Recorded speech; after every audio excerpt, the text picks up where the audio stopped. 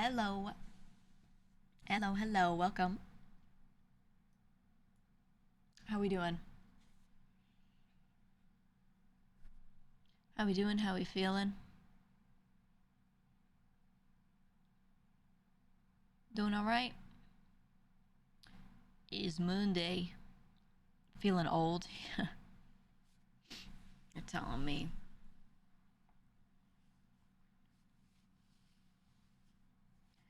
You're telling me.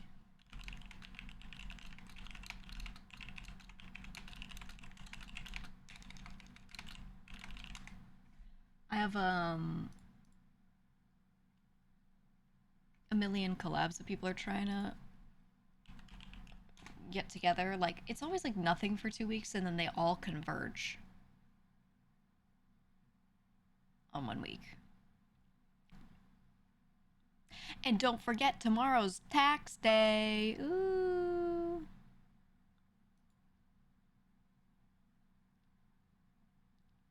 Woo! If you need an extension, make sure you file for it. Make sure you file for it now. Make sure you do that. Or I sent my 15K to the IRS. 15K, that's it. Oh, I dread it so much. I do also pay quarterly, so, I have like a firm idea of what's going out more often. But 90 total. Yeah, that's the thing. As a streamer, you basically pay double taxes. You pay double because typically your employer, when you're W-2'd, you're an employee of somebody, they pay a chunk of tax and then based off of your income, and then you also pay your own taxes just on your income. So you just pay one chunk. But when you're self-employed, as content creators are, you're considered self-employed, you have to pay both of those. Which anyone who frequently is 1099 would probably have experienced that. But yeah, it's a lot. Sounds like ass. It is ass. It is ass. So, this career path is a bit annoying because there are a lot of ups and downs financially, like things are not, you don't get a flat salary, right? And then you have income from all these little sources. Every little brand deal I do, if they give me a little something, that's a separate source and I have to keep that, you know, put somewhere. But I have to also be aware, some of these are sponsorships. Some of these, they legally count as like royalties technically, depending on how it is related to an ad thing. So I have to like really make sure I'm keeping track of all of that properly. And the amounts that you pay based off of what those are, like type of income, it changes. And yeah, it's best to just get a tax professional to do it. Yeah, absolutely. Especially if you're a creator and you, like I said, you have all these different sources of income, all these different little ones. You should get that person because they can help you file everything properly. Because if you mess up and you get a fine, sometimes depending on the penalty that you have to pay, it could be really bad. Sometimes it's fine, it's like nothing, but it's more the headache that it saves you, you know? But I still do everything myself alongside a tax person doing it. Because I just feel the need to. I don't know, I just feel the need to. I like either way, I have to hand this person everything and go over it and make sure it's correct from my end. The difference is they'll just do forms for me, so I basically do all of it myself anyway, so it's a lot. Don't they usually contact if a content creator gets bigger income than usual but they're unaware of it? No, they never contact. Not for me, at least, not at my size.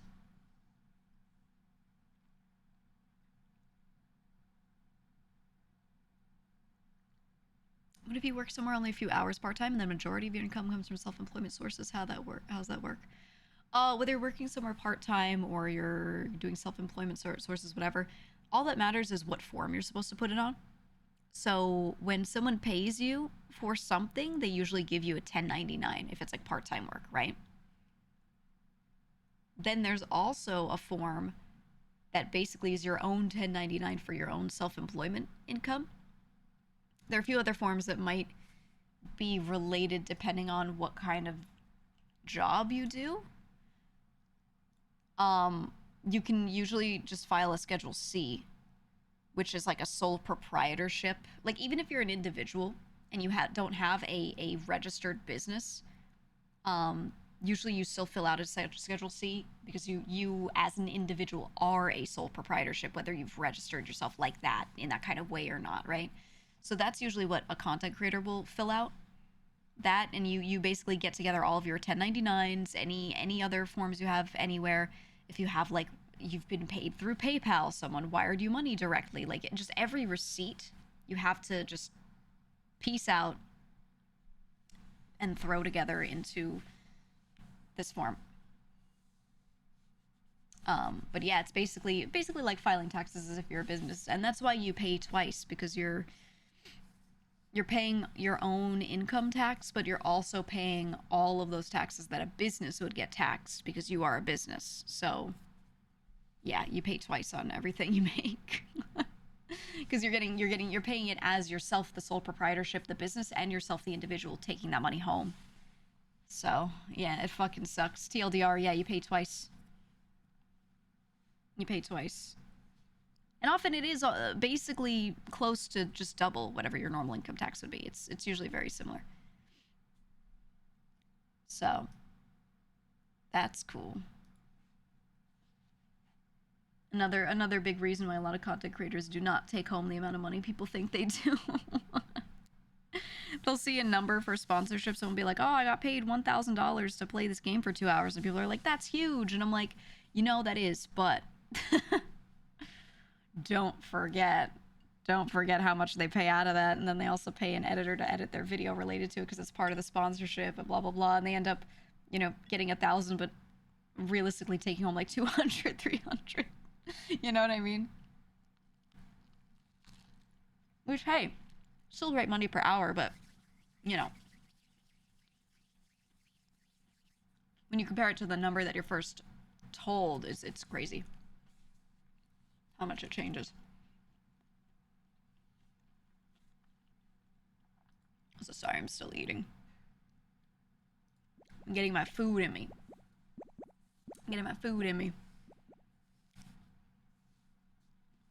15% for Social Security and Medicare. Mm-hmm. Yep. So that's what I'm paying. Got my soap yesterday. Smelled amazing. Doesn't waste as fast as other brands. Do you see what I mean?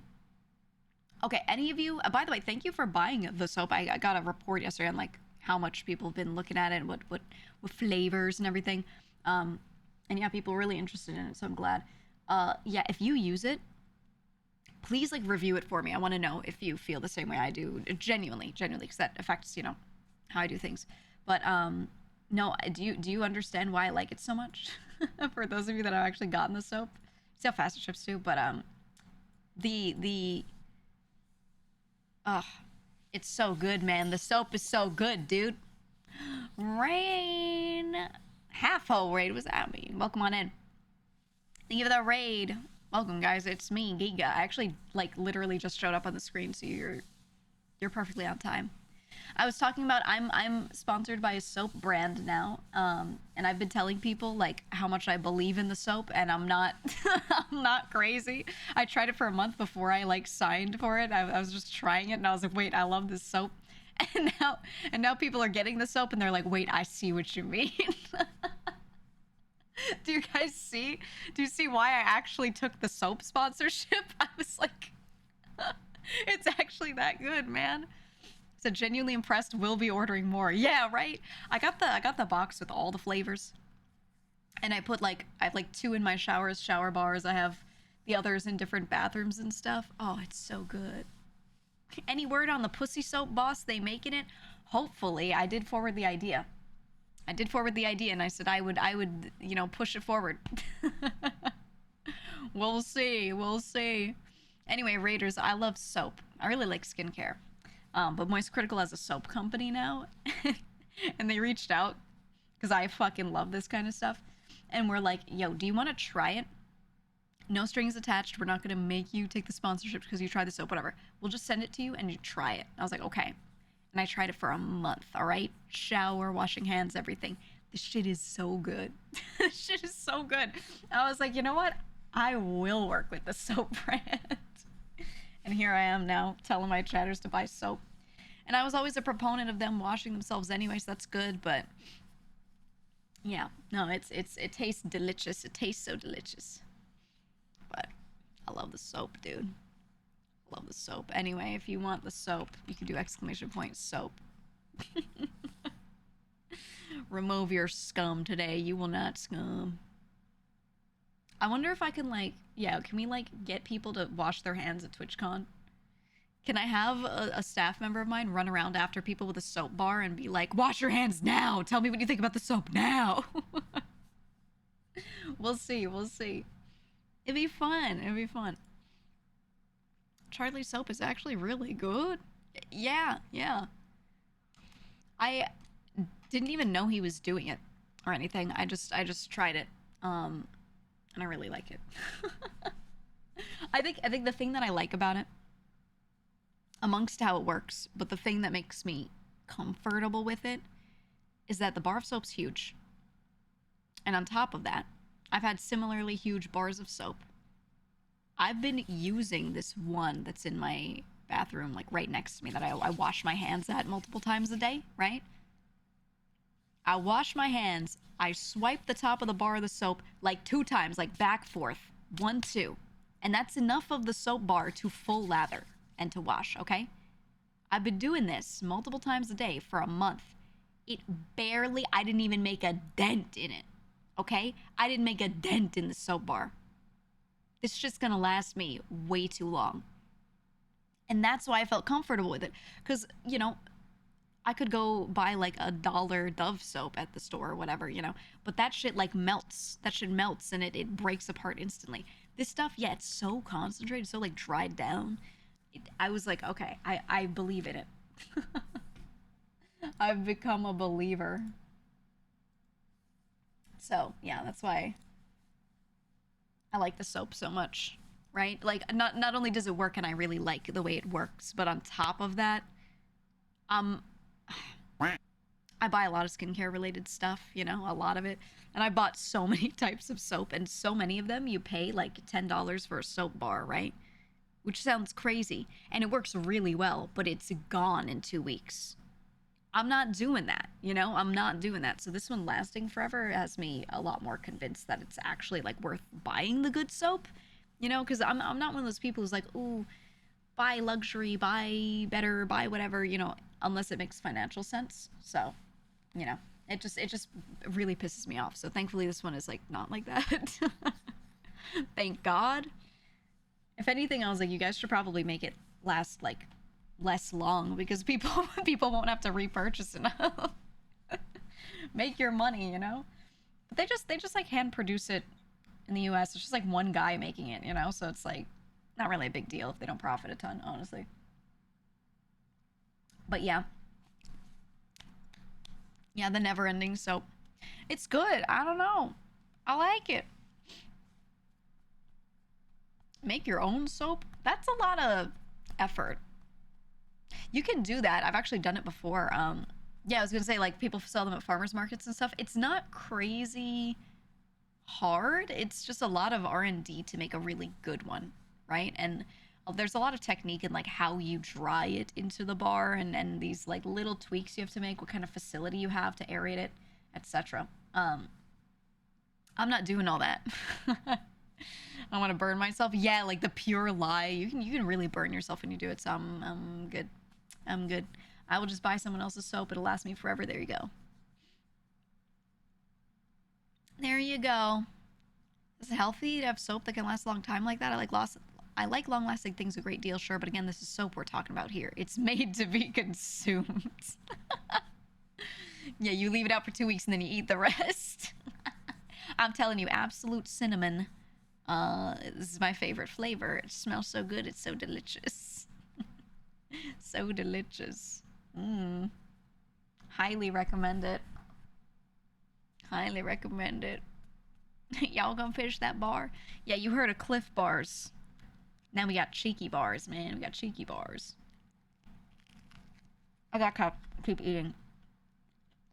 Or I will never finish eating, ever. I gotta do it. Mmm. It's sad that many companies with fantastic products went out of business because people bought their product once and never again because the product lasted forever. That's what I'm kind of worried about with this soap, okay? I genuinely am like, guys, this shit lasts too long. Yeah, the soap bar lasts way too long. And I'm still like not even a tenth of the way through the soap bar that's been my like hand soap one. And it's not even a tenth, it's like a fifth, dude. Not even, like, it looks like I barely touched it, so I don't know. But that's, you know, that's their problem, not mine. So long as they make good soap, I'll hawk the soap, you know? Sell travel size or in batches to larger places. Yeah. Yeah. I think the dream is to have your brand be one that, like, luxury hotels use. And then they bulk order your soap. That is genuinely, like, that is the dream, to get into like enterprise shit.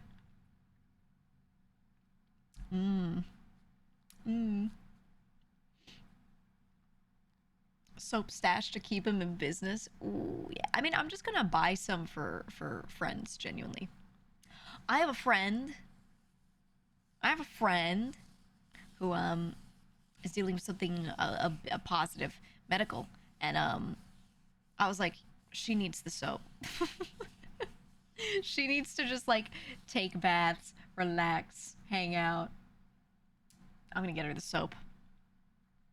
I'm gonna do it. Christmas stocking gift? Yeah, actually, yeah. Yeah. You watched a YouTube video about a place that recycles the used soap bars from hotels? Ooh.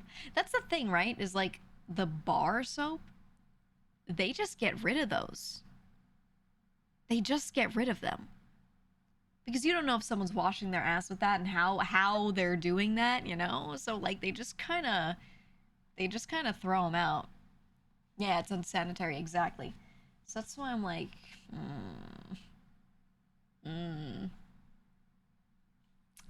bar soap. I like my own bar soap, but in a hotel,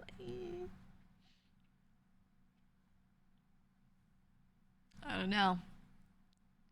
Yeah, they do thoroughly clean it. That's why they throw them out. Well, when I say throw them out, they put them in a bag and they recycle it, and it gets turned into, you know, it gets reprocessed and cleaned off essentially and turned into new soap bars. So that's cool, but I don't know. I just take the soap bar and finish using it, but at this point, I don't need it. Could soap as a gift accidentally be misunderstood as you thinking they stink?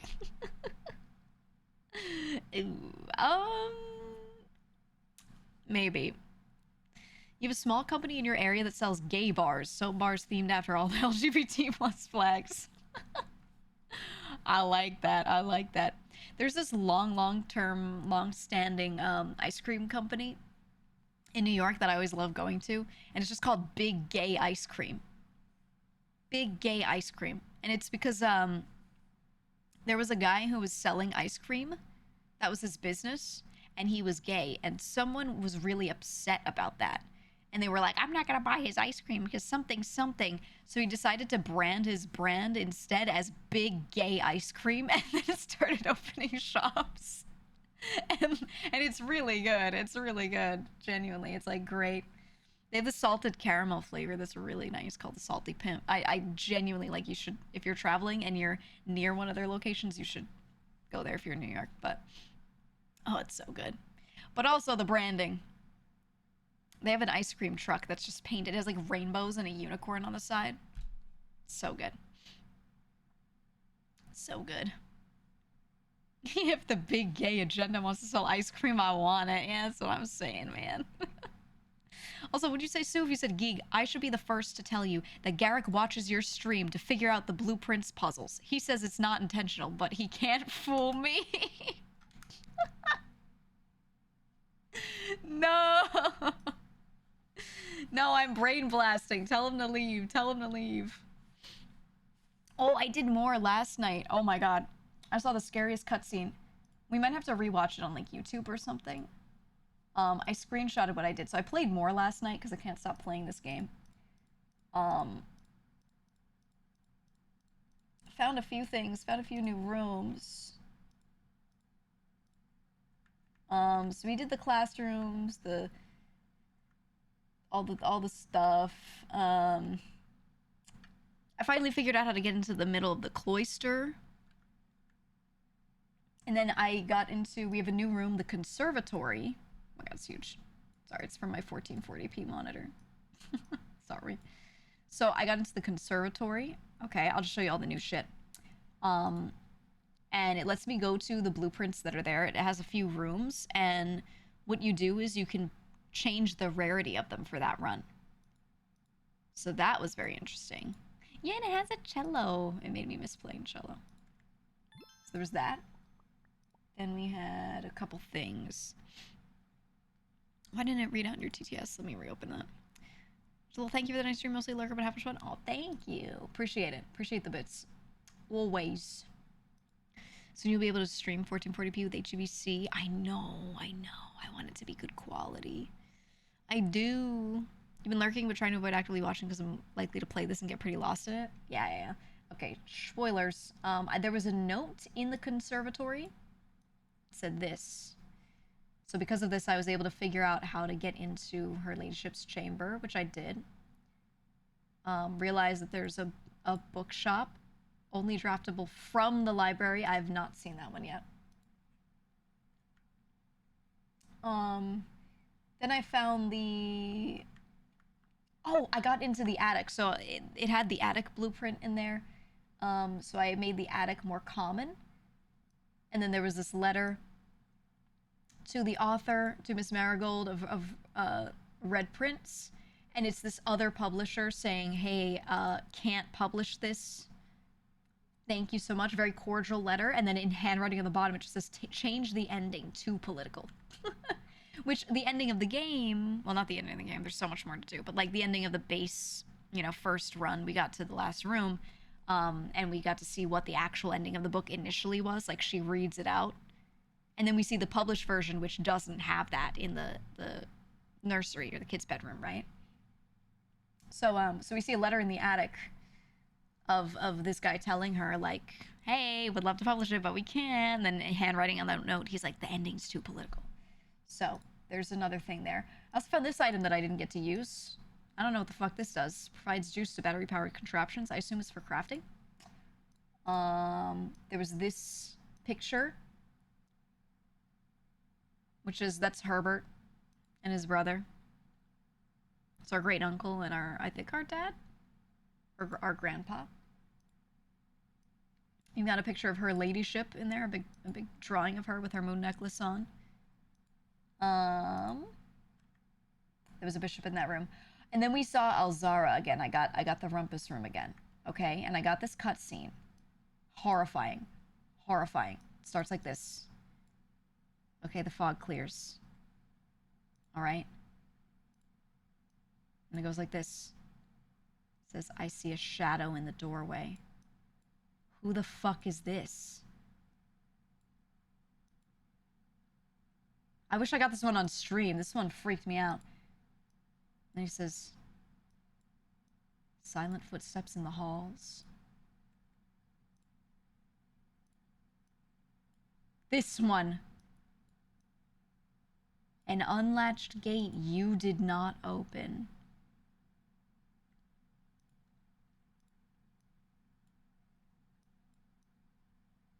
A missing item you did not take. Like, what? There's usually a third bird here, and that little knocked over horizontal wooden block that looks like a hexagon, that's usually standing up with a bird on it. And then this is where it gets bad. You see in the cutscene, you see yourself walking up the steps. It See a young boy watched from afar.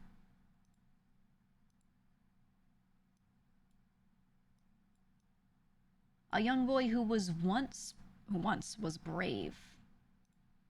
And that's me standing there. That I turn, he says, but now. What the fuck is this? But now.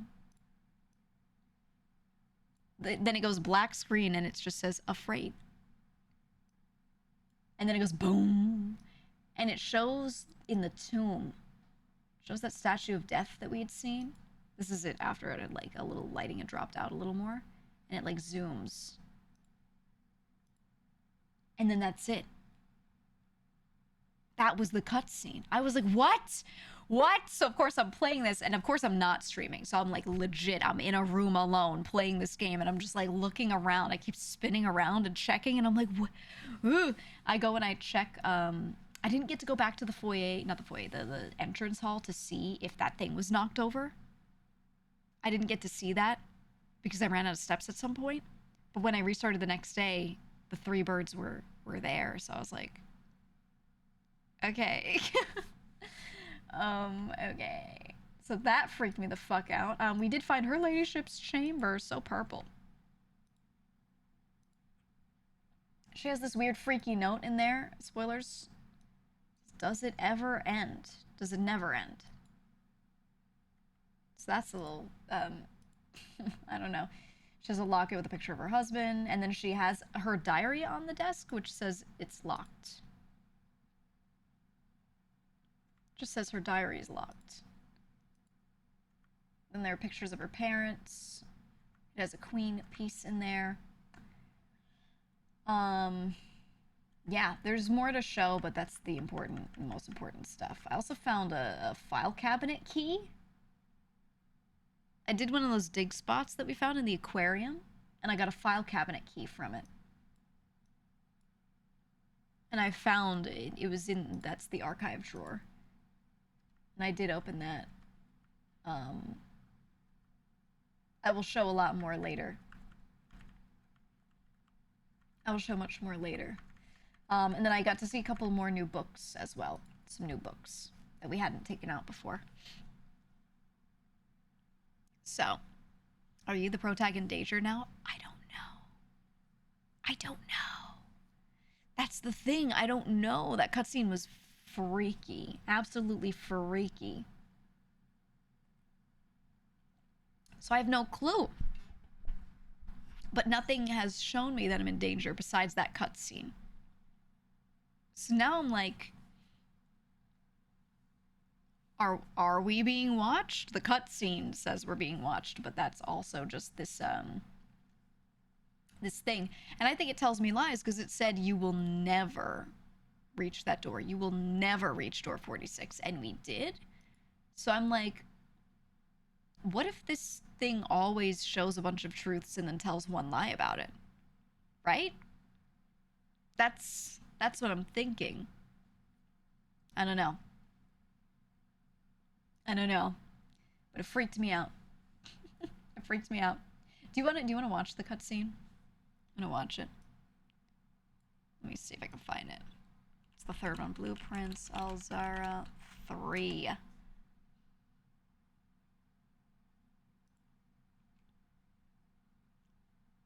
Here. All Rumpus Room visions. First vision, second vision, third vision.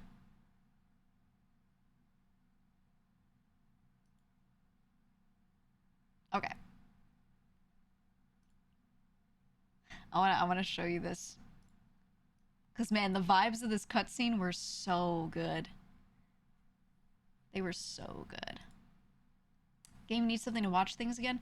I think it'd be cool if there were, like, a little theater room. Or maybe you could... Honestly, I wish you could go into your little tent and do it. But they're visions, not videos, you know? So I kind of understand them, like, not making it like that. You know what I mean?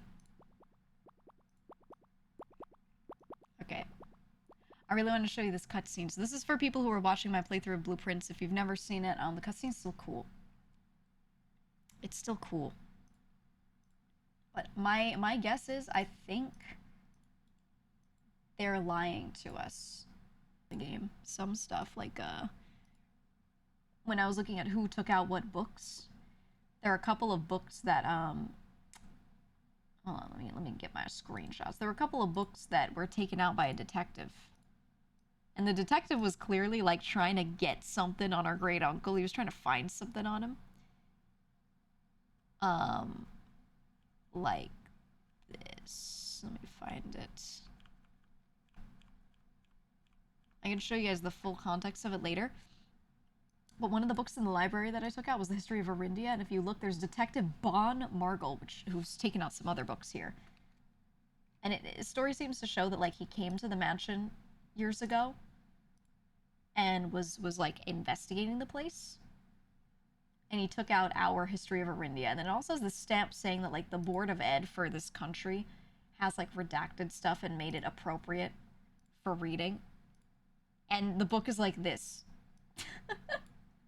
Like there's some sections that are a little less redacted, but some of them are so redacted. Like they completely are erasing so much of the history. It talks about the ancient history, right? And then one of the pages has it has this note left in it, right? And that note is a letter from the detective thanking Baron Sinclair for his, you know, for letting him borrow this book. And then he says, part of me thinks that you may have given me the censored copy as a jest, a taste, if you will, for the bureaucrat of their own medicine. If so, like, fair play. And then he's like, perhaps on my next visit we'll have a laugh about this after you've given me the actual manuscript. Because he heard that a non-redacted version of this was in Baron Sinclair's private library, and that's what he was looking for. And then Sinclair gave him the redacted version. So, like, you know, they were going toe-to-toe, it seems. Right? So that's interesting. What else did I have? Yeah, there was that book. The book tells us of a couple names of places. Fen Ares we know, but Arch Ares and Araja we have now. Reminds me of the Hitman style of storytelling. Yes, where they use 3D character models, good lighting, and then they just make a cinematic out of it.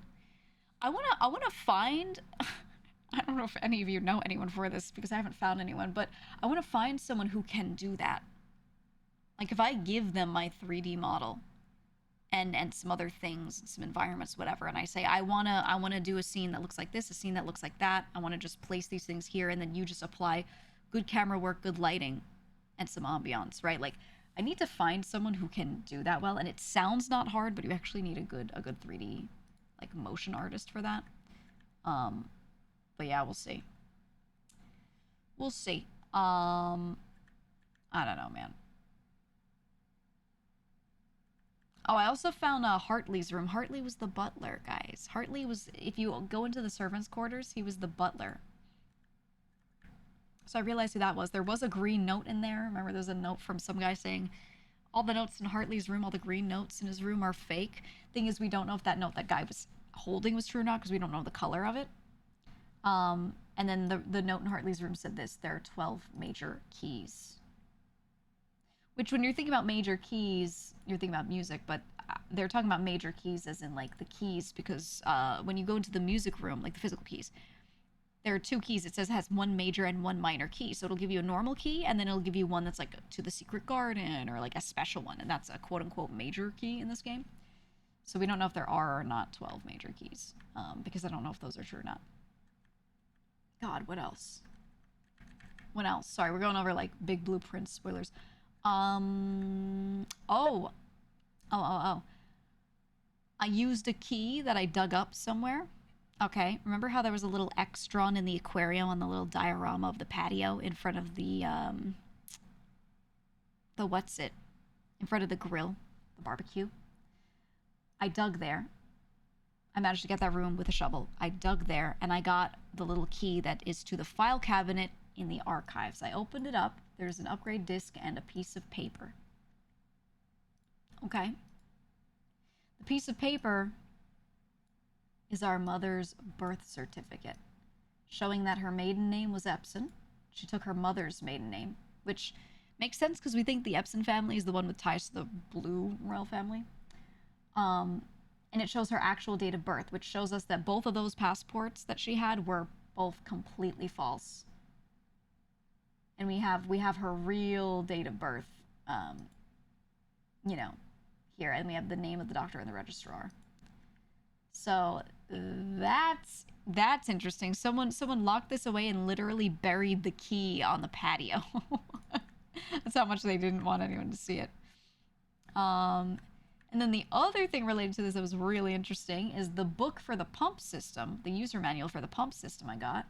The manual just tells us how the pump room stuff works. That's fine. We already knew that. But look who took the book out. March 18th, 87. Jean Ribbon. Jean Ribbon, which was one of the names on one of our mother's fake passports.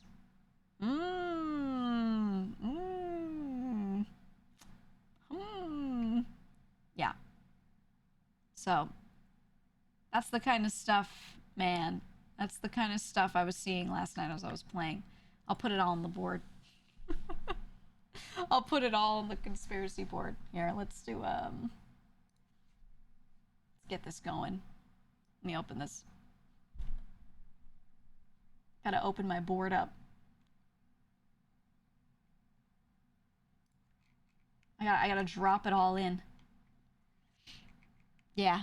Yeah, it has to be something. Can't be nothing. Exactly. Let me write text on the screen so people come in and are like, what is she doing? They know what I'm doing. Blueprints conspiracy board.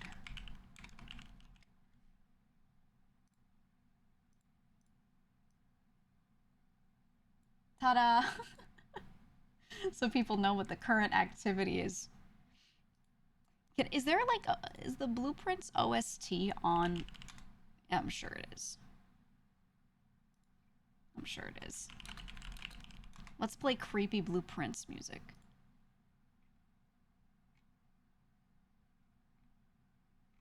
Let me see. Full soundtrack.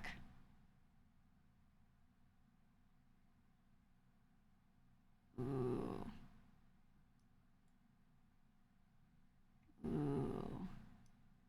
Yes. Oh, it's so loud.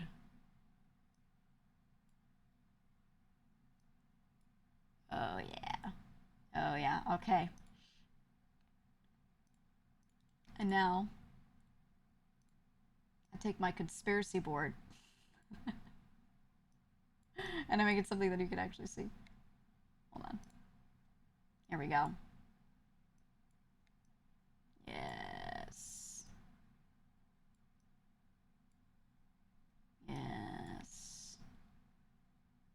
It's all connected, guys. It's all connected. Hold on. Yes. Okay. Let me add my shit in. I'll add the shit I just showed you. Scrolls down. It's too fucking loud.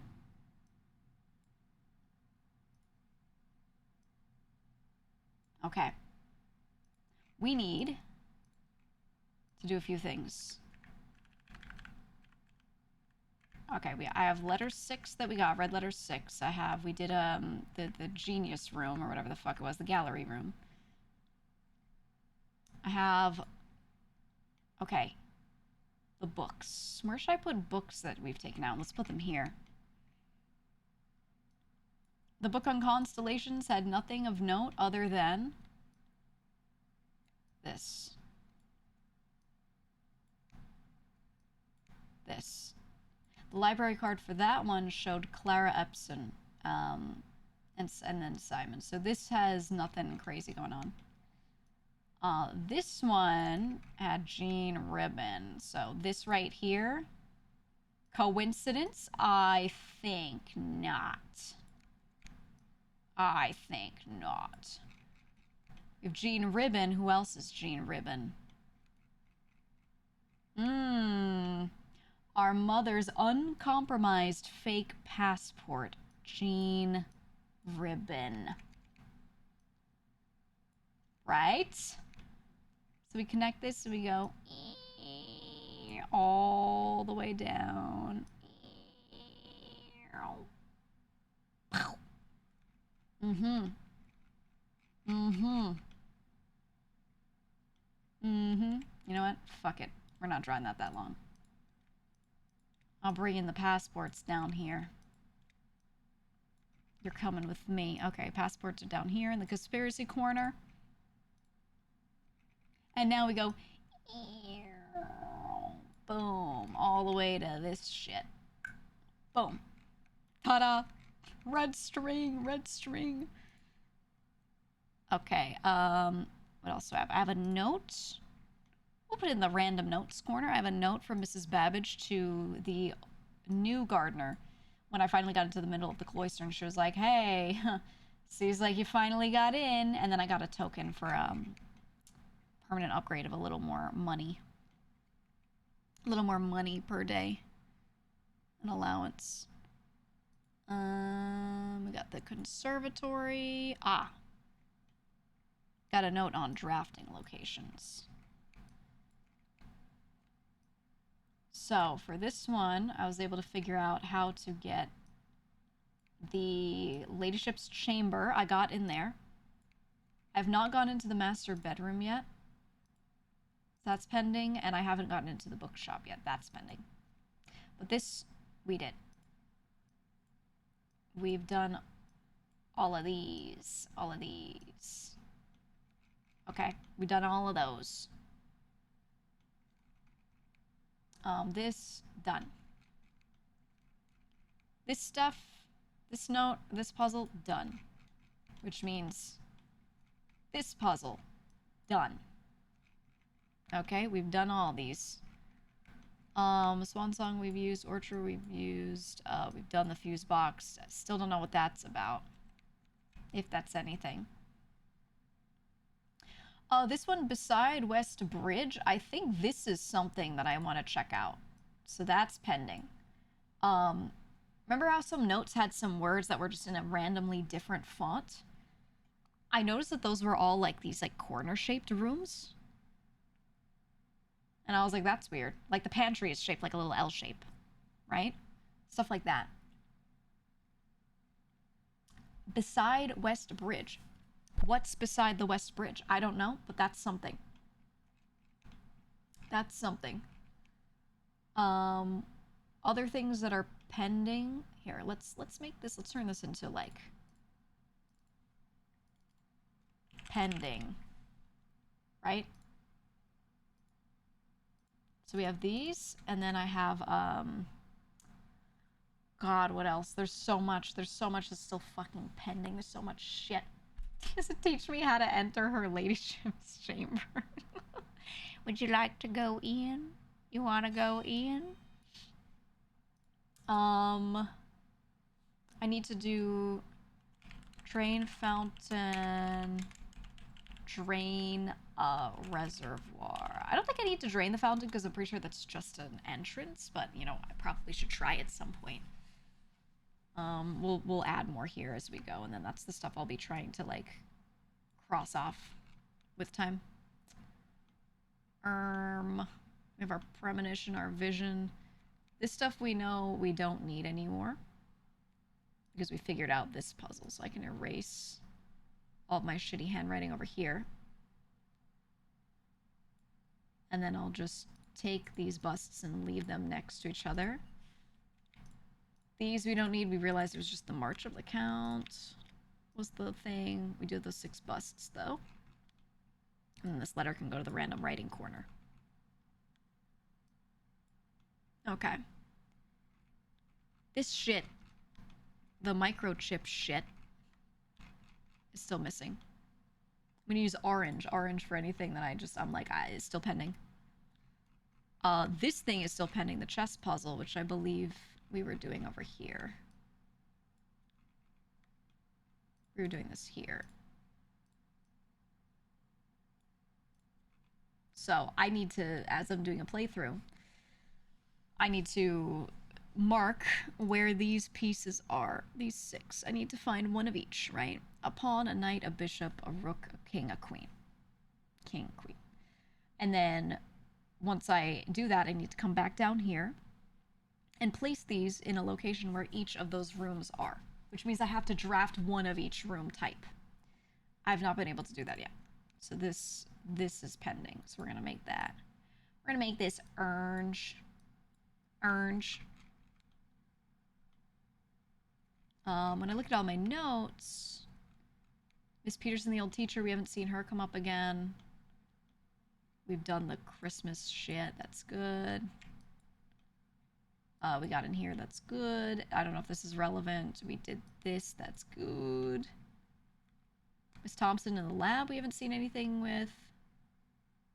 This dude. That's good. Yeah, this is Bridget. See, it's like a different font. This than the rest of the note. That's why we have those 3 words over here where I'm like beside West Bridge. Beside Bridge West. It's from that. There's also this, like, west, right? That was where we got that. I don't think I have a screenshot of the last one. I don't know. There might be more. Lady Clara Epson at some point passed. This thing, I still don't know the color of this note. It said green memos found in Hartley's room are always false. Right? And then we found a green memo in Hartley's room. Let me get it. We found one. And, I don't know. I don't know. It says there are 12 major keys. But the problem is, we know that all notes in the mansion, if they're written on a red note, they're false. It's a lie. If they're written on a blue note, they're true. This note looks red, but it was also taken in a room that has all red lighting in it, so we can't actually tell what the color of this is. I don't know. So these 2, true or false? I don't know. I don't know. What's the note color? I don't know. What else do we have? We have this note for Hartley in Hartley's room. Basically, our great uncle, he's in the servants' quarters, right? Basically, he's like, you've done so much for me. You deserve this, king. I know you're gonna protest, but I don't care. And then he says he left him the summer home that he has on Lake Trinsdale. He was like, this is yours. And I won't take no for an answer. You need to go live your life. I'm releasing you from service after these 40 years of serving me. My nephew would be much better served by some, like, young, newer person. You need to go live your life. So, he was being a good guy. To the servant of his, as far as we can tell from this. So that was very good. So that's what was in the servants' quarters. What else? Ooh, we have the file cabinet. Okay, this goes in the conspiracy corner. I dug up the file cabinet key, right? I dug up that next to the grill in the patio. And then I got Mom's birth certificate. It was in this drawer right here in the archives. So that's step 1, step 2, and then step 3. It's her birth certificate. So the birth date that she always puts on here is some sort of date in 1956. Says her name is something entirely different. One of them was compromised, J. Ribbon. But we know Mary Matthew Epson was her real name, and January 22nd, 1958 was actually her birthday. And this is what Fen Aries the country has for her. So, what the fuck is that? What the fuck is that? We still don't know. Scroll through. Is there anything else? Oh, and then our book. Then we have our book. This one's a lot, so let's put it down here. The history of Orindia. Actually, let me do the version that actually has the book card shown. History of Orindia. Okay. And the important thing here is Detective Vaughn Margle took this out. Then we also have Mary Jones, Mary Matthew Jones. That's our mother's name after she married our father, right? And before that was Herbert S. Sinclair. Okay. All important names. Now this version is the one that is censored. This one has been censored. So there might be a real version of this somewhere that we just don't have right now. The contents of the book are like just totally super redacted. There is some lore in here that's a little bit more. They're saying like there was the first era. There was something redacted, but there was a king named Orus. Okay. He wanted to expand his territory. So he said by the end of the 1st century, something big redaction, and then a new kingdom was born. And they don't show the name of it. Right, this is the ancient history of this area. Then they do the 2nd era. The 4th king split it into 3 equal shares, 1 for each of his kids. The eldest accepted the gift, and it doesn't say anything. He gave the fields and mountains, blah, blah, blah. They don't say the name of the place that he got, I guess. The youngest got Arch Ares, and the middle child got Araja. We have a 3rd name of a place, so I think it's redacted because they gave him Orinda Ares, which is, again, Orinda is all, yeah, FBI'd and shit. Okay, 3rd era. Notice the difference. Yeah, game's called Blueprints. You have each of these 3 kingdoms, so you notice how one is redacted? And look at the shape. We can see these 2 nubs. Hear me out, hear me out. This redaction, so we know there's this one, there's this one. We go up here to our book showing off the kingdoms. It's Orinda Ares. Ooh, it's all just being redacted all the time. The mountain-shaped one is Arch Ares, and the hourglass one is Araja. So I can go down here, and I could say this is, in purple, this is Araja, and in yellow, this one is Arch Ares. So we know the names, and then this one, I believe, is blue, Orinda Ares. They completely redacted everything relating to it. They were like, hey, yeah, prosperity, whatever. Get to the 4th era, and it's just fucking so redacted, it's not even funny. The way they redacted it, King Desolates III was a something king who was often drinking. Like, the way they redacted it is so fucked. So messed up. So messed up. Then we have in the middle of this the letter from the detective being like, yep, can't wait to see the unredacted one next time. I know you have it, you bastard. And then we get this other page here. And they just won't say shit about this guy. They won't let us know anything about this guy. They make him sound terrible. He probably had a lot to do with Orinda Ares or whatever. We get to the era of ruin. Era 5. That guy passes. The king died, something. We don't get to hear about how he died. Then there was a Fen-surrection. So there's some guy that shows up, Prince Learson of Fen. He's like, I'm the true king. Okay, so all of this is like Orindia and their descendants, whatever. Then this guy comes out and he's like, yo, actually, I'm the true king, and does an insurrection. Mr. Fen. Now, our current country is red and called Fen Ares. Let it be known, right? So, civil war happens.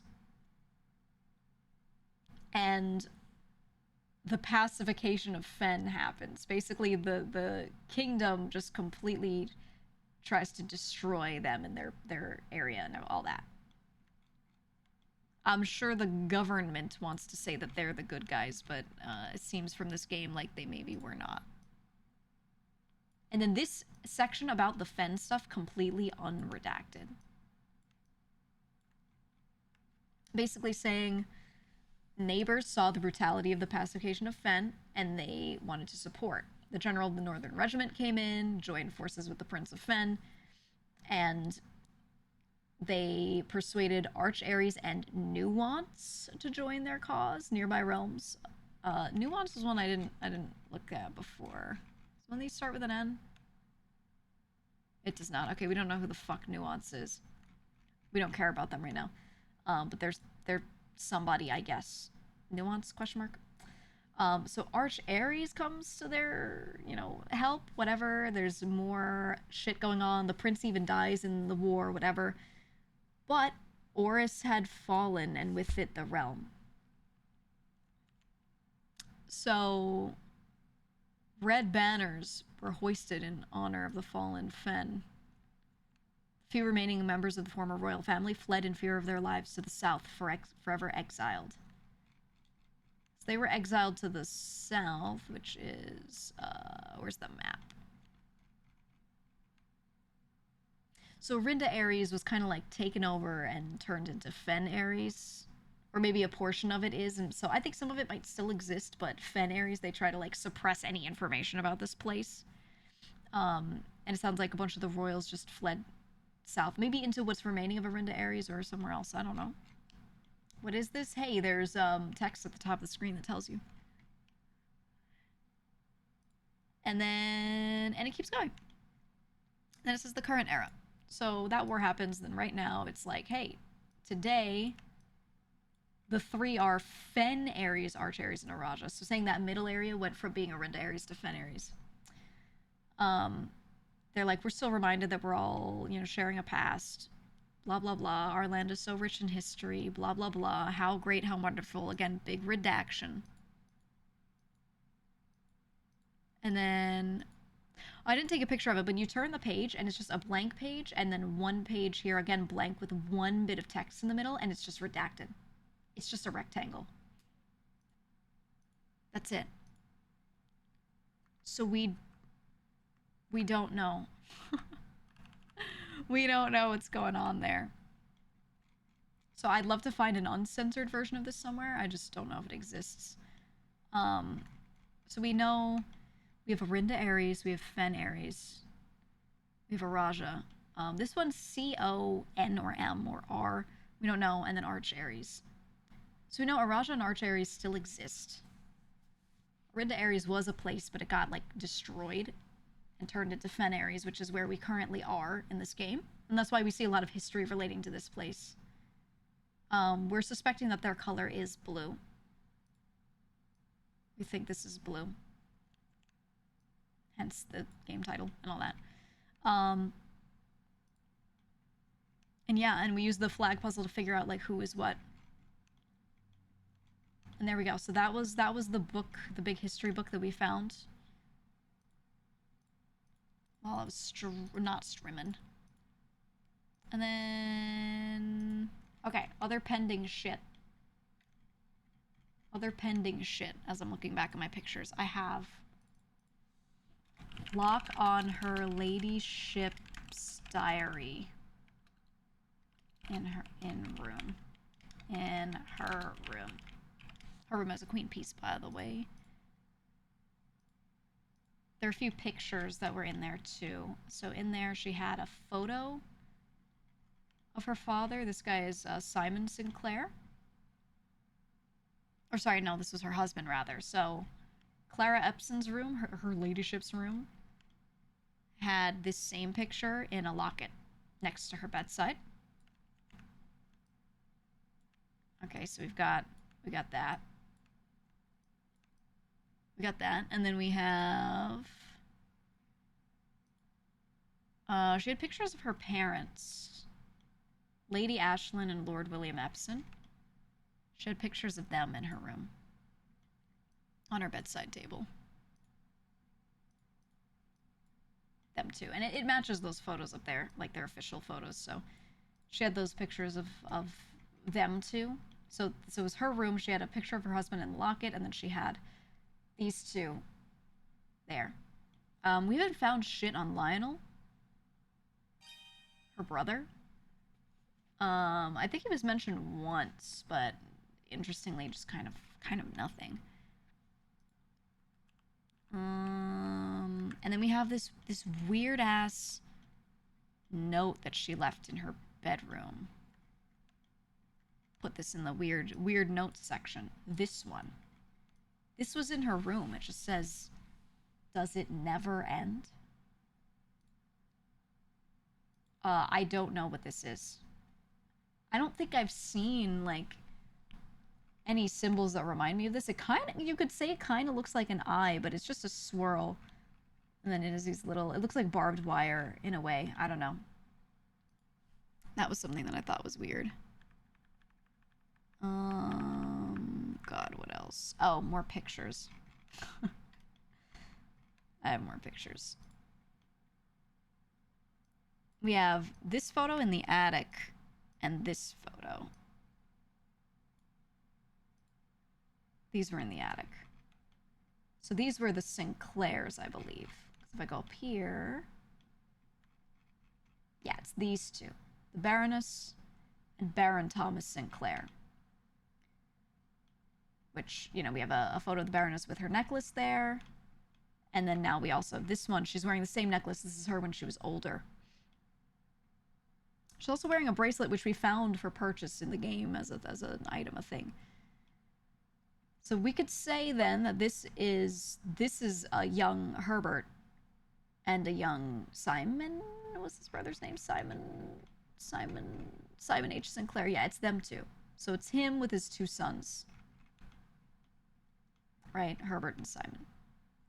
So we found a picture of them as kids looking out. You know, we can see their age gap. At least we know one is younger, one is older by a couple years, it looks like.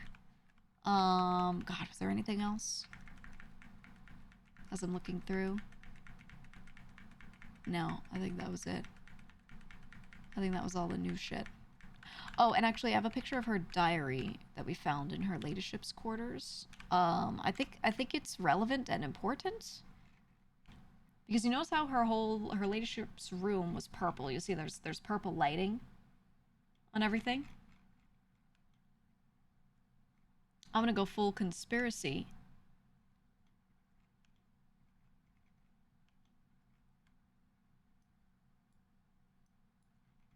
This was her diary.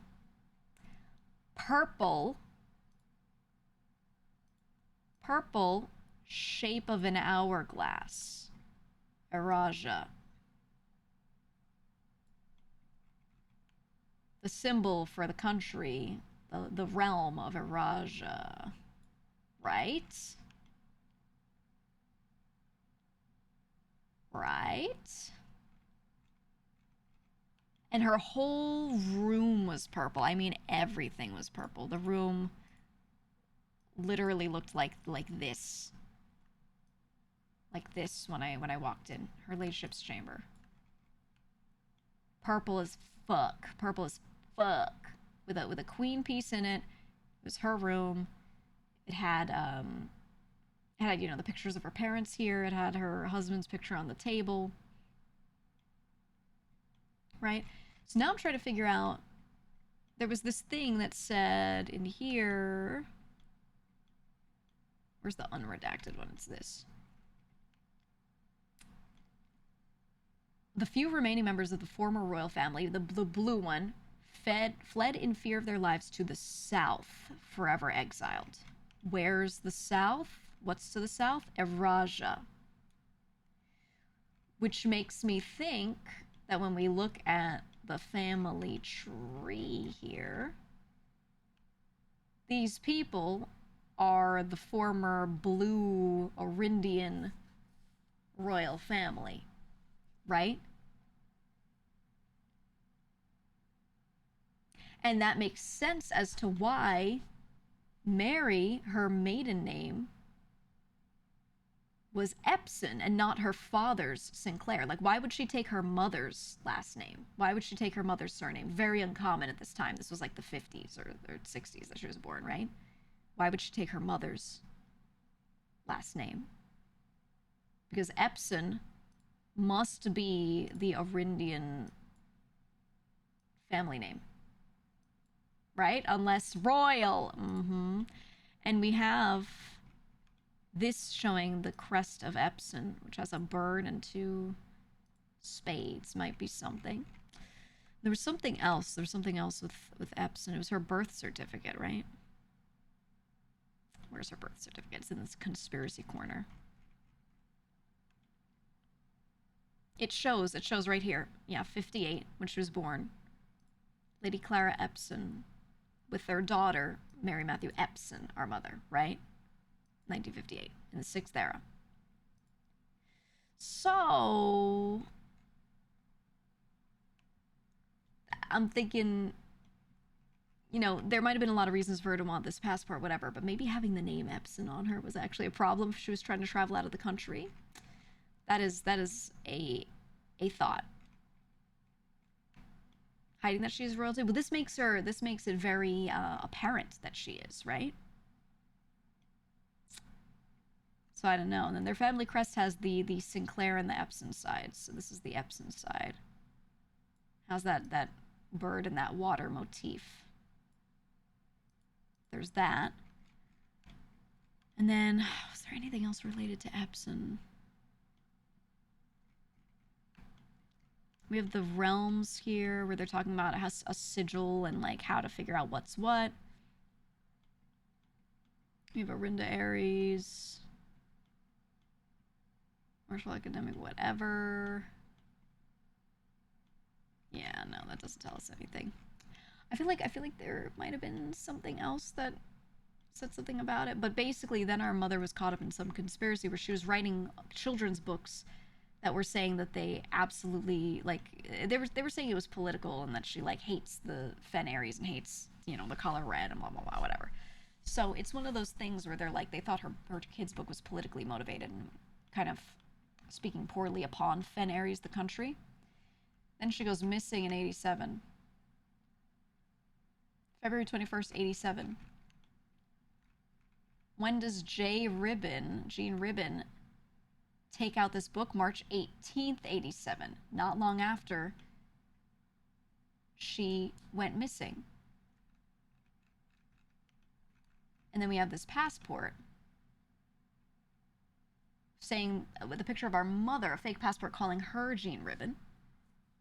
Date of issue was in 84, so she had this well before. She had this fake name well before, right? A long time before. So, there you go. That's what we have so far. Still no actual conclusions on what it all means, but it's a lot of information that, like, we just need one or two things to know what the hell's going on. Fen is the bad guys. From her perspective, it would seem yes. I've also noted the pendant she's wearing has the Epson family thing on it. Oh, we can't see it well in this picture. Basically, she was wearing a thingy around her neck that looked like the shape of a swan, which comes from the Epson family crest, which we can also see here. She always wore one that had the swan on it. So if we see things related to swans, it makes sense. What was the password for the terminal to get into the network? Swan song. Mmm. Mmm. Mmm. Mmm. So, let me write that. Swan song. Mmm.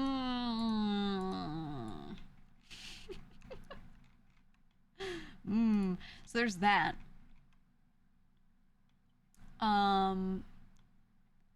Yeah. There we go. There we go. I feel like that's the updated version. Any progress on the admin code? No, no. I still think it's got something to do with this. How that math worksheet had just the red written on it here. And then, let me remove these actually so it's not confusing us. I don't need these to be visible here for us to understand. So we have this post-it note that was in that same room on the left. And then I felt like I was maybe a little insane for this, but it physically matches up with this. So this was in the grotto. This was in the grotto. It was a post-it note on the wall. And then mathematics worksheet, this was in the locker room. It was a torn up one. It looks all gross and old. This was in a locker in the locker room.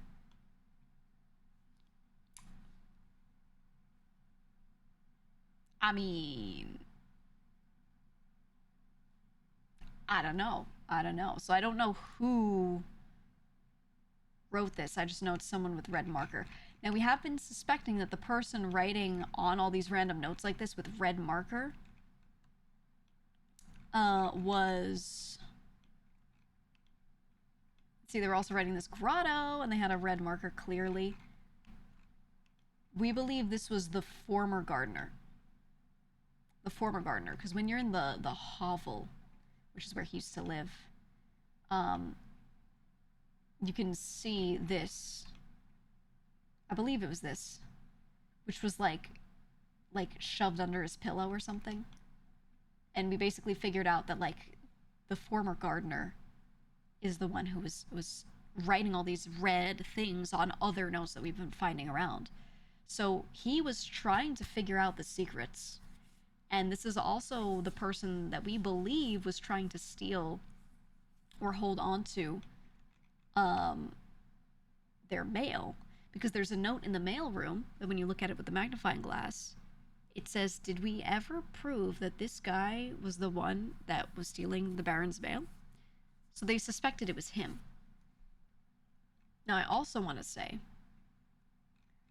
I believe there's a connection. I think the former gardener and the current guy, Christopher, that was moonshine running, I think the two of them were in cahoots on something, whether it was this or not. I don't know if I have the note here. I don't know if I have it here. But there was the note in the car that's like, hey, take this last delivery to this place in Sandy Shores. Sandy Shores was mentioned again elsewhere. But there are a few things that kind of match up with what the two of them are doing. So right now, I'm thinking that the former gardener and Christopher, who was like the driver, were working together on something. And I think maybe the former gardener was having Christopher smuggle that out for him. I don't know. Yeah, you think they were maybe police? Maybe they were trying to intercept a letter on purpose? I don't know. But this is what was in the hovel under his pillow. This was the one how we figured out he was the one writing with this handwriting. I still don't know what this number is, the 45292. I still haven't figured out the significance of this. If we do the mathematical stuff based off of the colors here, you can say 4 plus 5 is 9. Times 2 is 18. Divided by 9 is 2. Minus 2 is 0. Coincidence? So he's like, oh, there's a coincidence that this equals 0 and it has all the numbers from these things. I don't know why he assigned these colors to this, though. I don't know where he got this order, so that's why I'm not sure what this means exactly. But he was like, coincidence that there are 45 rooms, 2 wings, 9 ranks, 2 starting rooms, which is also a nod to the Foundation, which we got later. And he's like, coincidence that it says 0? Where's room 46? And then, you know, the thing that I was thinking was we go over here. It's a 6 or 0. He was doing math and he got 6 or 0. So we know if we do that math on that thing, we can get 0 from it. How'd he get 6? Is him putting it in a different order to get the number 6 or switching around the operations to get the number 6 perhaps then a code to something? So now I'm like, what if I reverse engineer this? What if I take these numbers and I figure out how to get 6 out of them? Either I swap the order of them or I change the colors of them. That I haven't sat there and tried to do, but, you know, just saying. The dartboard. We know these colors come from the dartboard, but why did he assign these exact numbers, these exact colors? That's the thing I'm not sure of. Like, why did he could have made this pink. Also, we were used to seeing originally the puzzle was always addition, then subtraction, which is yellow, then multiplication, which is pink, and then division, which is purple. That's how it used to be for the first however many iterations of it. So why is it in this order? That I don't know. So this is still very, like, this could just be him overcooking and it's a red herring. Yeah, I don't know. I just love seeing you play games with J Mike. Thank you for not putting on an anime voice. It protects what's left of my sanity. Hey, vast majority of VTubers don't put on anime voices. I don't know how to tell you this, but they're actually just talking with their voices. And maybe they sound a bit excited, so that makes them sound more cartoonish because they're being excited when they talk sometimes. But they don't put on voices. Like, vast majority. There's some that do. There's some. Very few. I promise you, most VTubers are out there. They're no different from a face cam streamer other than they're just using a model instead of a face cam. Straight up. Like, they're not changing anything about anything else other than maybe, like, some of their assets have their branding on it because they like the immersion of the branding. Love using Mouse as an example. She just sounds like that. I don't know about you, but I hang out with her off stream a lot. We sit in calls and talk, and she sounds exactly the same. The only difference is sometimes when she's doing a bit or she sounds more excited, maybe her voice goes up a little or sounds more theatrical, but I think all humans do that because if they didn't, they would be robots. They would just be robots, you know? And they're not. But I will say all of my female friends that have high-pitched voices have always been harassed about it. And many of them were like, fuck it, you know what? If my voice sounds like this, I might as well be a VTuber because it would fit the character well anyway. But yet, two of you brought up, there are people who still think Lily's faking her voice. I know. It's crazy, man. She just sounds like that. She just sounds like that. Dude, if Michael Jackson can have the voice he can have, then a girl can have a high-pitched voice. You know what I mean? It's crazy. It's crazy. She's so committed to the bit. I understand maybe if someone did only YouTube videos and you suspected it was a voice, I would get it. But I can't imagine streamers doing voices when they stream like for like 8 hours at a time a lot. No one can keep that up for that long and have it be so out of their normal range. And there are people who have for smaller amounts of time, but they've always dropped it. If they did it for like a year, they dropped it. I think Snuffy's a great example. She used to do a higher pitched voice a little bit, and she was like, guys, I can't do this anymore, and she dropped it. There's even this clip of her being like so worried that people wouldn't like her anymore. But no, she was like, I can't fucking do this anymore, dude. And even her, she wasn't streaming like 8 hours in a row all the time with that voice, you know? After she did that, she was then able to like do more, you know? But yeah, it's very like, it's very interesting. It's very interesting. I feel like I might be missing a screenshot or two of some stuff that I saw. Now I'm like, my board, it's incomplete. Yeah, no problem, Blondie. I always correct, not because I think you're an asshole for saying what you said, but just because I'm like, this comes from them not knowing a thing. So that's why I always say it. I'll always actually you, but not, you know, not out of hatred. That's weird.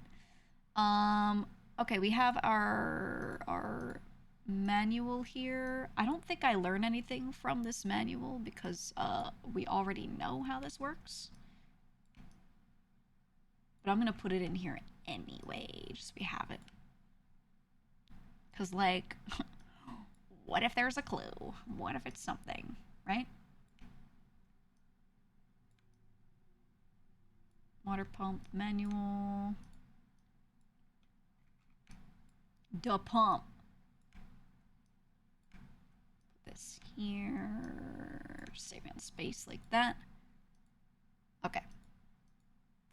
Now this has nothing in it. It's stuff that we already knew. We have selection buttons, source labels. EPCW is what they call it. And I don't know why it's called that. That's the only thing. I don't know what the acronym stands for. We set up the water pump. We've got the tank switch.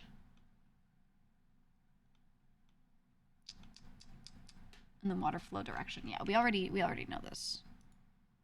Said found room 46 today, but this game is huge, not even done.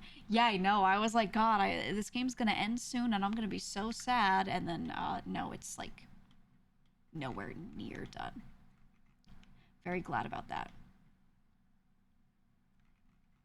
West, east. Oh yeah, we have. I screenshotted this one because I didn't have it anywhere. Beside. So beside, west, and then bridge. I have to figure out what the hell's beside the west bridge. I did look, I didn't see anything there, so I think I have to bring like a shovel there or something. I think it might be a hidden dig spot because it's reading to me like the way the white trees one was. I'm looking, is there anything else I want to post up in here? Is there anything else I'm missing? There's so much I'm missing in my brain about this fucking game. But I'm not really missing any of the other stuff. Oh, the book about the swim bird. Swim bird. Yeah, there's a lot of missing in the brain, but not much of missing on this board. Swim bird was a banger. This book was a fucking banger. This one, Herbert took it out. Mrs. Peterson took it out 3 times here. She was our like elementary school teacher who used to teach the schoolhouse before they built a school in the 80s. I don't know. Simon. It was me, kid Simon. Then Anne Babbage. Then Detective Bon Margle took this out. So I don't think anything in the book is relevant yet. But the detective took this out March 2nd, 87. The same day he took out History of Orindia. So why is the detective taking out this book? Because Marion wrote it? Bon Margle. A real detective. This is a kid's book that our mom wrote. I believe she wrote this before she wrote Red Prince. And this is about a bird being told he cannot do things by the other birds. Notice he is a blue bird. There are other birds that are pink, yellow, and green. And we do know yellow is Arch Aries. Red, which could maybe be pink, is Fen Aries. Green, I don't fucking know. Araja, the other kingdom, is purple. But, you know, three others telling the blue one that they can't do their shit makes me think, like, that maybe, again, this is an allegory for her, the blue one, being trapped by these other ones. And then she depicts them as other colors. They're like, you do not swim, you fly. And the bird's like, but I want to swim. I could go any depth.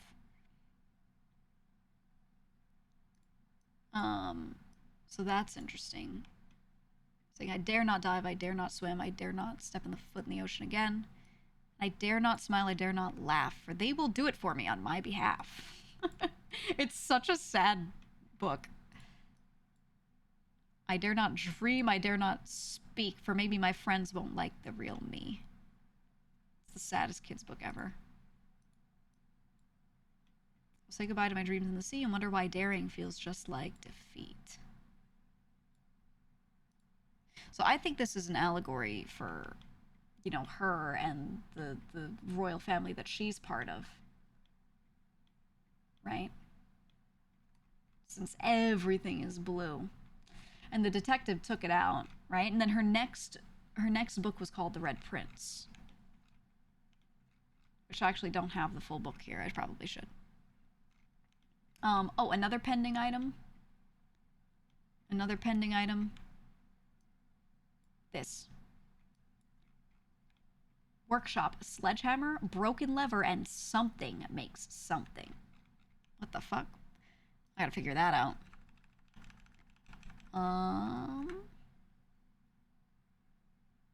We have the letter from our papa. Oh, and we have the little Swinburne drawing. Someone drew one and left in the storeroom, and I never noticed. That was in the storeroom. They drew him. Same number of stripes and everything. Very cute. Very cute. Okay, here in the letters section, I've got... After you beat the game the first time and then you realize you didn't actually beat the game, you just found a door. This is the letter. It says, open in case of inheritance. It's from the man that we inherited the place from, being like, congrats, you found the door. The place is yours now. You're the Baron. Haha, yay. And then you just keep playing because you realize, uh-oh. We're not done. We're not done. Okay, other random shit. Other random shit. I have this in the mailroom. A chunk of something. I think it's in the mailroom. We have all the excavation logs. The OG excavation log and then the second one in the underground. Foreman's logs, I should say. Talking about what they did in the underground, all their work there. And then we have the final room, quote unquote. I don't know if it's really the final room. Has this Kingdom Hearts ass design. It says Ovin Nevere. And then it has these symbols. So this 1, 2, 3, 4, 5 here are like the 5 realms in that book. And then there are 3 more. Now this one, the diamond we saw on the walls in the rumpus room, may be related, maybe not. And then these 2, I don't fucking know. But it's 8 total. Which makes sense because when they show the borders here, there are 8 total. So there are 8 total realms. And in the inner sanctum here, there are 8 doors. I believe there's also one here. And then the final lever. So what the fuck is that? And then I also have to do this, the red door down in the underpass. I believe this is the red box that we powered and it did nothing in the boiler room. It looks a lot like it, so I'm thinking I have to power that. That's my guess. Power that and then come down here. So we just really need to pull the boiler room. We need that. I also have the chunks of the underground map. Where I only have 2 ripped up pieces. So we have the full underground map here. Right? And there's like 10 buried floor plan and the 10 was hidden here. We picked that up. We got that. And that was for the mechanarium. But what we also have is in other places we found these ripped up versions of it.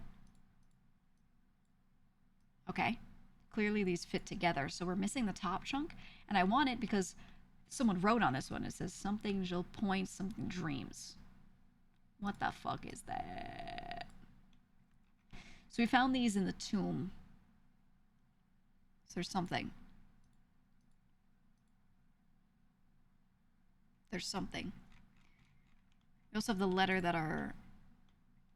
Herbert Sinclair wrote and left in the tomb. About death. This is a very sad letter. But also, you know, a little hopeful. Something about an angel? Yeah, the gel part must be angel, but we don't know until we get it. This was a very sad letter, but I also found that it was quite hopeful in the end, in a way. He's like encouraging your main character to not just want to be buried here because of tradition and look upon it terribly, like kind of as he did, but to look upon it as a positive thing. He's like, I want you to be buried here too, but I don't want you to do this because you, like me, found this to be like an awful place, just tradition. I want you to love the tradition and spend time here and, you know, within this mausoleum of dreams. You know, it was like a really, really nice, really, really nice letter, which makes me think there's more to the tomb, right? Wasn't the gardener complaining about Saint statue? Yeah, he wanted to change the one in the cloister. And then this was also in the tomb. Each of our journeys come to a conclusion here in the tomb. The floor plan is the definitive dead end. Or is it? We know it's not because we figured out a puzzle in here that lets us into the underground. So there is the tomb entrance. We don't need it though because we have another entrance. There were also candles to light in the tomb. Let's put this in the pending section. There were candles to light in the tomb. So if I have the thing,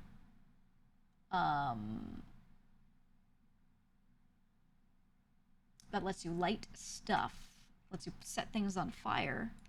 This was in the tomb. There are 3 here that are not lit. So if I get that tool, I want to go to the tomb. And then I have this. God, I love the conspiracy board. I wish more games gave me, like, a reason to do this.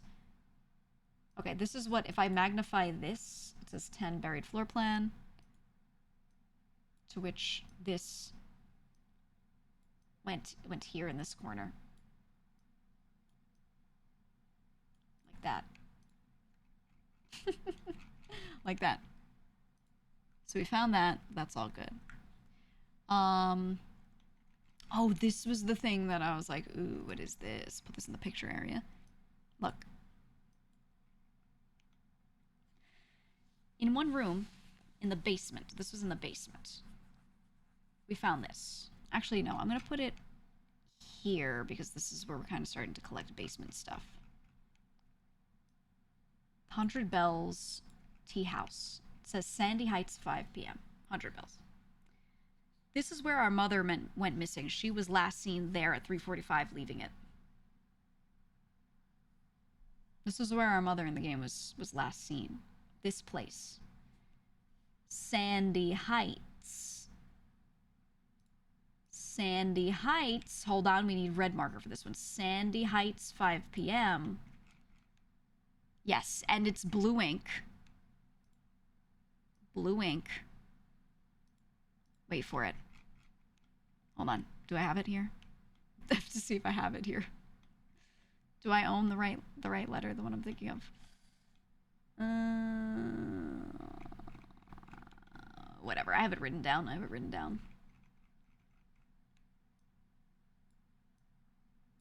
14227 Sandy Heights is where the note in the car, on the car seat, was telling Christopher, the driver, to deliver the package, quote unquote.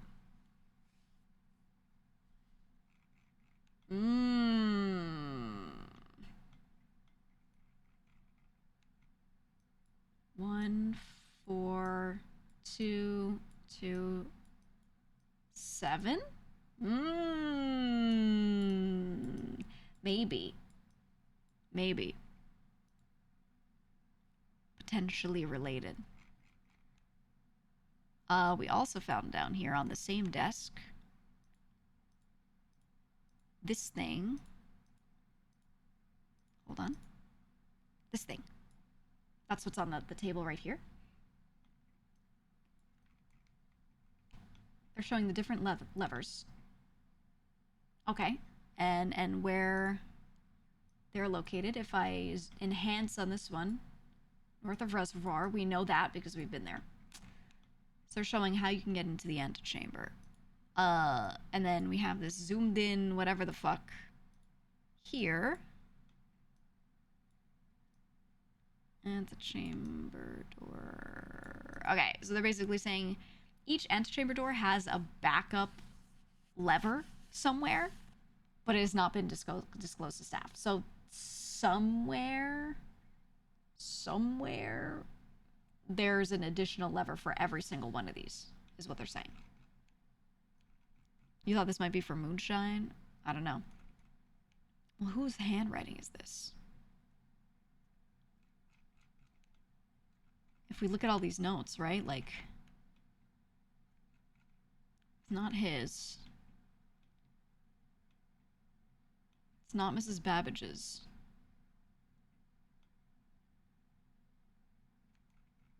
It's not this one. Coincidence? Look at that. That C, that D, that E. And then look back over here. Maybe? Maybe? Kinda, not really? Unsure. If we look at Jean Ribbon, this is our mother writing as if she's Jean Ribbon. Which looks the same as this. I don't think so. This is too neat for that handwriting, so I don't think it's that. So I'm trying to figure out whose handwriting it is. You know what I mean? Yeah, and the different ink kind of makes me a little sus. It's a little messy. It's not very script-like. I think it could have been the gardener, but he has a big slant to his handwriting, so that's why I'm not sure. Right? Even when he writes in all caps, there's a slant, a forward slant, right? And then when we look at this one, there is no forward slant. It's very upright handwriting. So I don't think it's the former gardener. I don't think so. I would assume the driver, who you don't have a picture of the letter from. I don't have a picture of that letter, but that wasn't written with this handwriting or anything. It was like printed. So yeah, that's all interesting. Oh, I do have a picture of this. This was in the mailroom. No, I don't have the staff quarters. Look at this. On a note, did they ever prove he was the one that stole the Baron's mail? The name on this was... I think it was Denny Ravain. This was the former... Using a mouse to write this, so it's painful. Gardener. Denny Ravain. Oh, servants' quarters. Yes, I did. Okay, and that was on this note. Very interesting. Right? Very interesting. Please return all correspondence and packages addressed to Denny Ravain to sender as he is no longer employed with our staff. So they had gotten rid of Denny Ravain, the former gardener. Did they ever prove that he was in the Stole the Baron's mail? And then we go to the hovel where he was living before he was fired, and that's where this note is. So either Denny is the one writing in black here, or he's the one writing in red.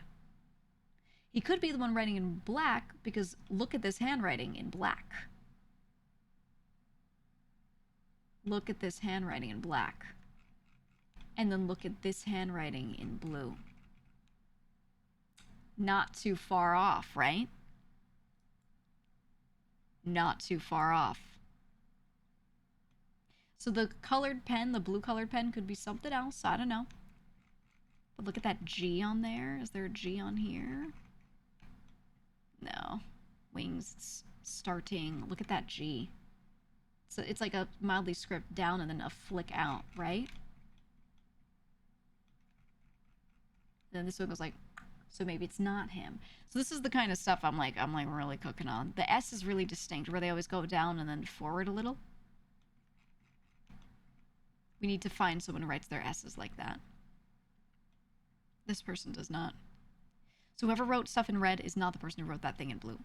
This person, which I think is maybe Denny's handwriting, not the person who wrote that. So if we can find a singular note that has an S written like that, that might tell us who wrote this.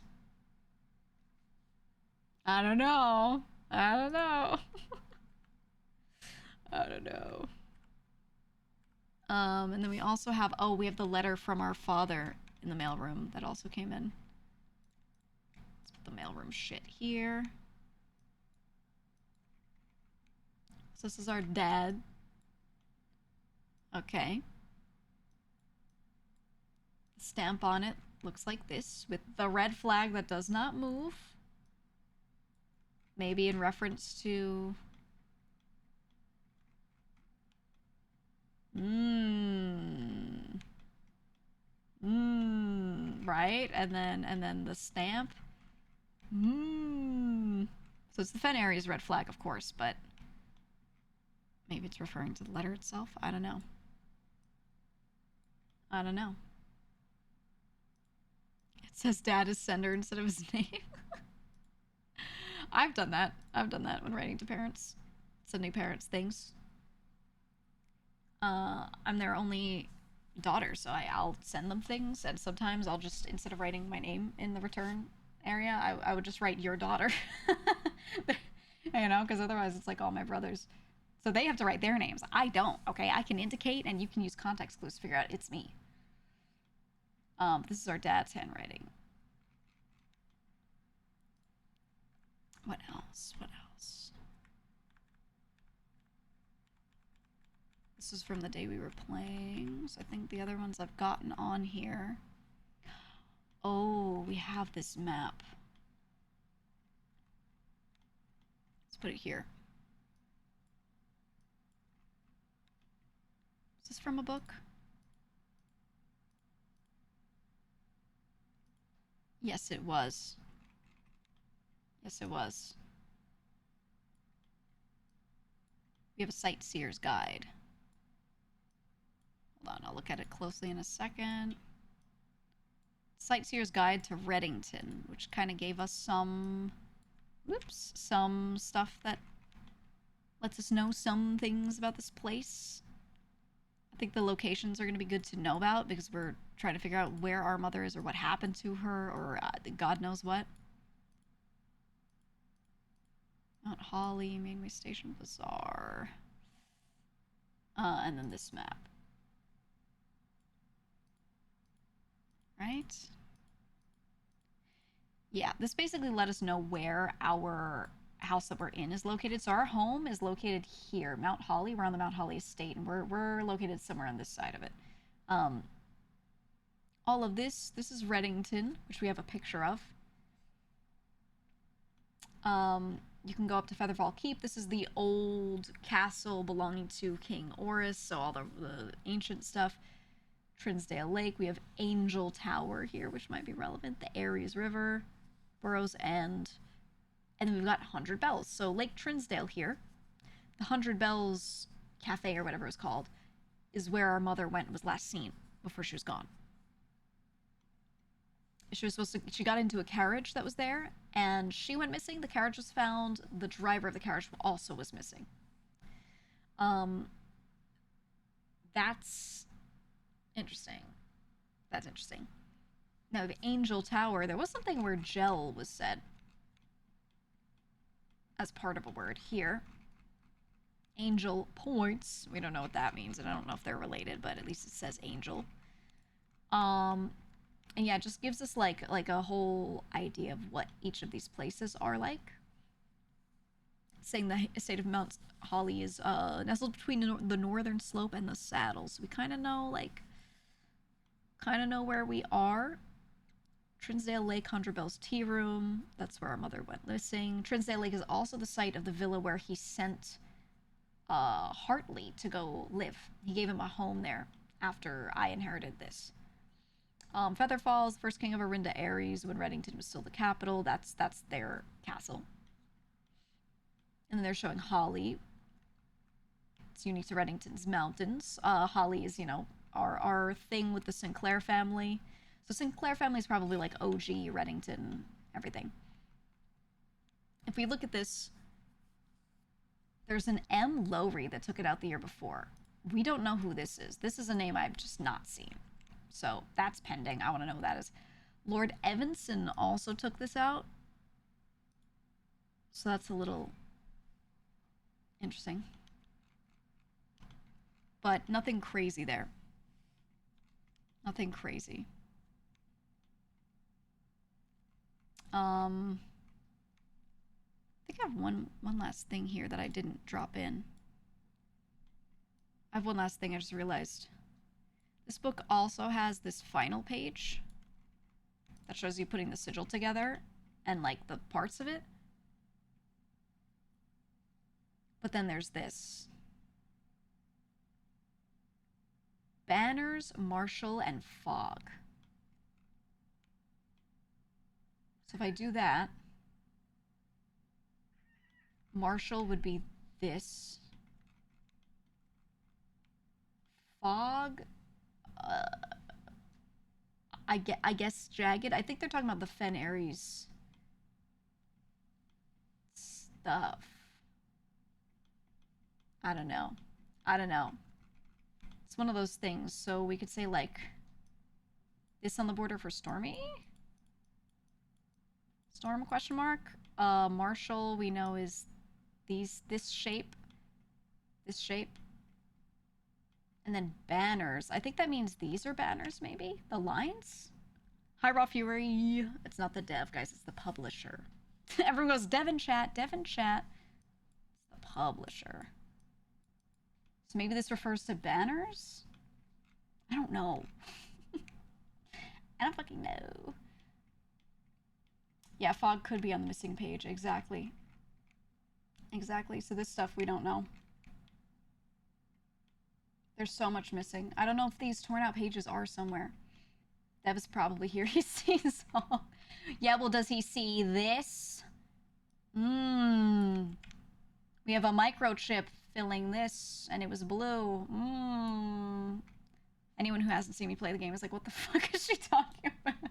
The microchips in the chairs. It's the microchips in the chairs, man. The chairs. The chairs have been driving me crazy. Let me see, are there any other pictures I'm missing? I think those are all the main ones. I think those are the important ones. Stuff that's still weirdly pending is, this. Denoted in verse. Like, why does it say this? Did I already figure this out and then I'm good, even without page 6 and 7? I mean, yes, I dug up the thing. Because we had something in these sheets, the words, blah, blah, blah, and then we were able to get find among the white, blah, blah, blah, trees, blah, blah, blah, stones, and we found white trees. Okay, so we got that. But why this? That's a treble clef, thank you. Thank you so much. I would have never known that. Oh my god. But why does it say denoted in verse? It could be that they're saying in the verse is the clue, and then we find, you know, these words. Or it's something entirely different. Ooh. I don't know. Every time I play, my list of goals grows instead of shrinking. It doesn't. It doesn't stop, dude. I know. I have my pending tasks. By the way, one of the chatters earlier, Garrett, came in here to tell me that you watched my streams to metagame. They said that you do this on purpose. Can you believe that? They were like, he watches your streams just to know how to play the game. You believe that? I could tell you who it was, even. It was Suv. It was Suv. Fucking Suv came in here. I need to do this puzzle. Okay, I need to do chess. I need to do drain the fountain, drain... I'm more interested in draining the reservoir. The lock on her leadership's diary. I'll do this as bullet points. And then this... I think it's beside West Bridge. I think it's like that. I think. I gotta make one of these. I have to power this, which we know there was one in the boiler room. So I have to open up the boiler room. And I want to light these candles.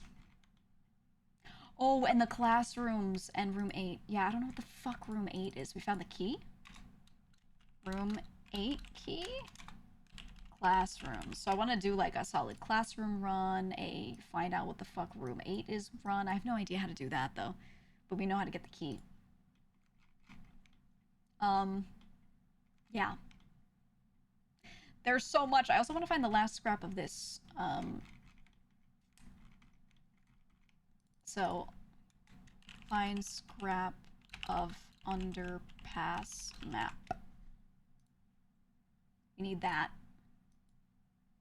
Okay. What else are we missing? There's this thing. Find out who wrote that. Oh, the additional levers, the backup levers. Backup levers. I want to find out what the fuck this is. I want to find the real color of this memo because it's just lit by red, so I don't know if it's actually a red or blue note right now. And the microchip shit.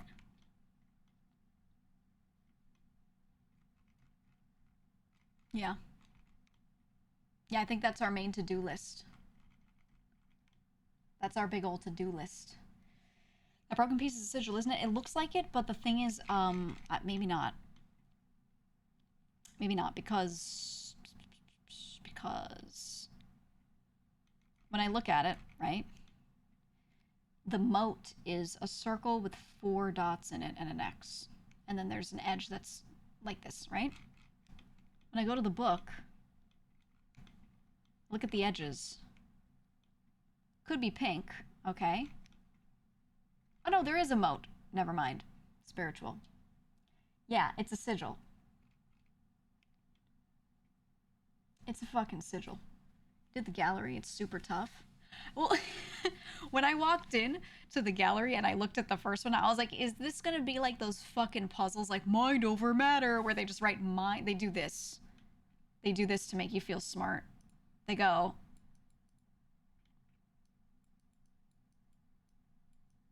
right? They do this and then they show it to you in grade school and they're like, what does this say? And you're like, oh, I don't know. And then one kid in the back raises his hand and goes, it's mind over matter because it's like a fraction. And everyone's like, oh. And then they like show you a bunch of these.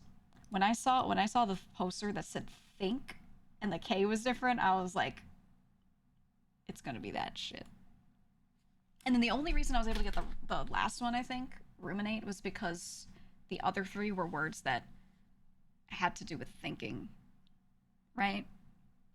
So that was like the only reason.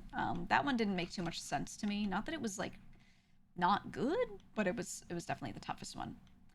But then I got the key that says like the 8 room opens room 8. So I'm like, right? 8 in a room, ruminate. Yeah, exactly. Exactly. I'm just saying from looking at it, it's not room in 8, it's 8 in room. So that's why I was like, I think I have the pictures of those too, right?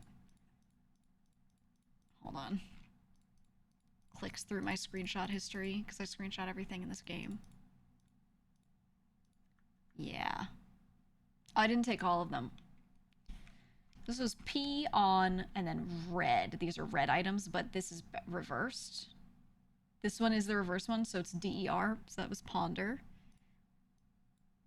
We have, it says thick, but there's the K, and the K is thin, so it's think. Also rhymes with clink, I'll mention. And then we have this one, which was realize. I know that's not the solution, but, you know, it is to me.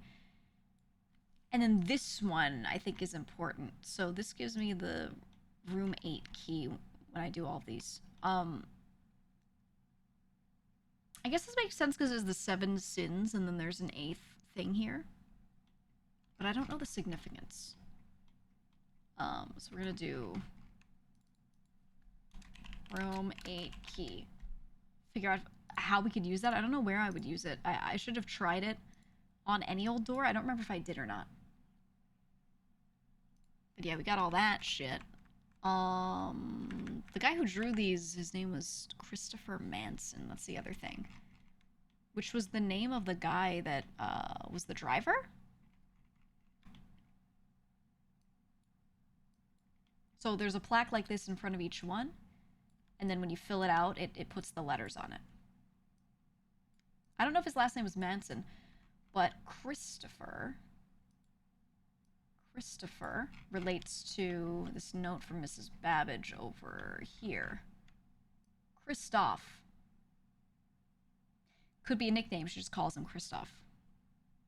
But we've got a, oh, did I write twice? Whatever, I'll fix it after.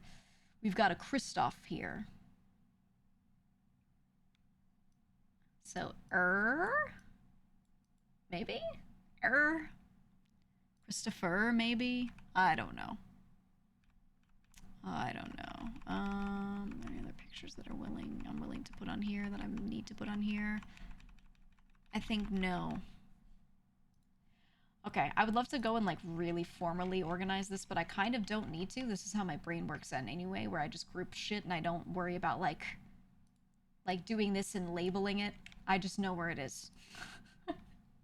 Organized chaos, right? It looks like the cover, the top of someone's desk when they know where everything is, but there's a lot of shit on it. That's my brain. So, you know, that's all I need. So I could label this and I could be like, this is the books, but that's fucking stupid. I already know just from looking that this is where the books are, you know what I mean? So I'm just gonna leave it. I'm just gonna leave it. Okay. Because, like, I could put it in sections, you know what I mean, and do that, but who cares? Who cares? Okay. That being said, let's do some of this first. I'm gonna switch the order. Originally, I was gonna do um the other way around, right? I was gonna do a different game, a fast game. I was thinking about it, and then blueprints. I think we do it the other way around. We do blueprints first, and then whenever my brain is cooked, then we do the other game. Because the other game is one where you go really fast, and I think that's better for afterward when I'm head empty. I think it's way better the other way. So let's see. Tinfoil hat stream. Ooh, tinfoil hat PNG. Hold on. I gotta find a good one. Mmm.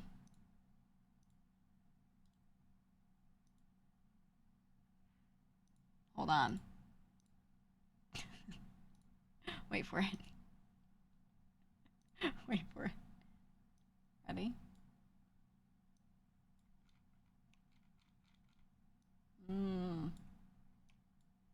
How's that? How's that looking? I like that. I like this one. I like the fit of it. I like the fit of it. Okay. Here we go. Blueprints.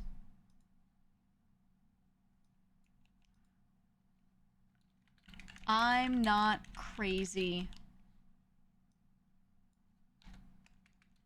Get your tinfoil out. Boom. Okay. Okay, it's time.